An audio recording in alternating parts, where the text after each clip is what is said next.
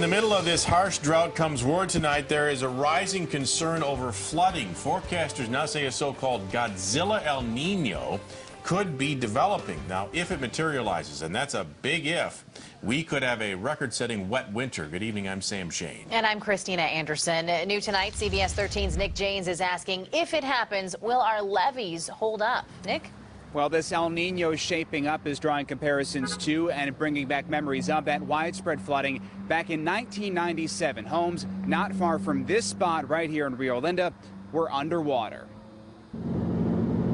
In January 1997, parts of Northern California looked like the middle of the ocean. They called it the 100-year storm. There's a lot of homes underwater here, and that's devastating. Torrential rains pushed already swollen reservoirs over the edge. Levees failed from Wilton, where a family stranded on a rooftop waited for rescue, to Manteca, where a CBS 13 crew captured stunning aftermath from above. This used to be a neighborhood. Now it looks like garbage floating on the water. We didn't have any warning.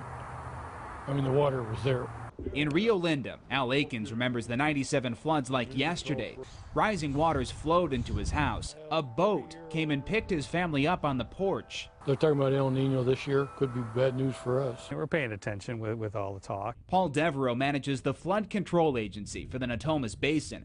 He says they're inspecting pump stations and levees early in case forecasts of a Godzilla El Nino come true. Make sure the levees are ready a little bit earlier. We're out there cleaning out our canals. A host of levee improvements have been made since '97, and one big difference between then and now, our snowpack is non-existent and reservoirs are running low. They were much fuller back then. We've got a big sponge up there that can take a lot of water, so that's the good news. If Mother Nature gives us more than that sponge can take, we could get some flooding down here. Nobody can say for sure. Too many what-ifs in places like Rio Linda that have flooded time and again. Yeah, it was up to the roofs. They're waiting and wondering if another wild winter is on the way. We talked to a number of flood control agencies today, and really that's the approach. It's wait and see. There's a general air of confidence that these levees are good to go, that they've been improved, strengthened to the point that they can hold up. But again, nobody knows for sure just how much rain we're going to get, and that's, of course, the big question.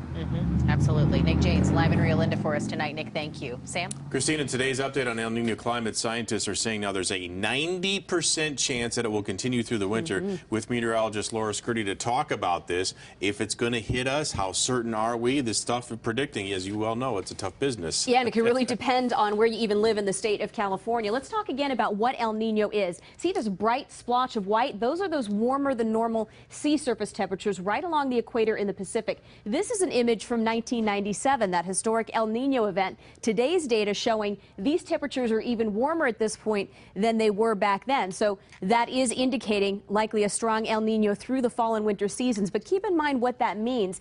It extends the Pacific jet stream, sending all the wet weather into Southern California and really the southern U.S. But look what it does to the Pacific Northwest.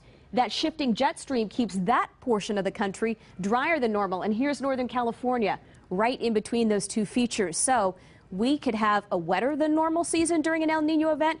We could have an average season. We could even have a drier than normal season. We've seen all in past El Nino events. Today, our National Weather Service office in Sacramento saying, regardless of the winter outlook, it took us 4 years to get to this point in the drought. It's going to take a lot more than one wet season to get us out. Laura, thank you very much for the update there.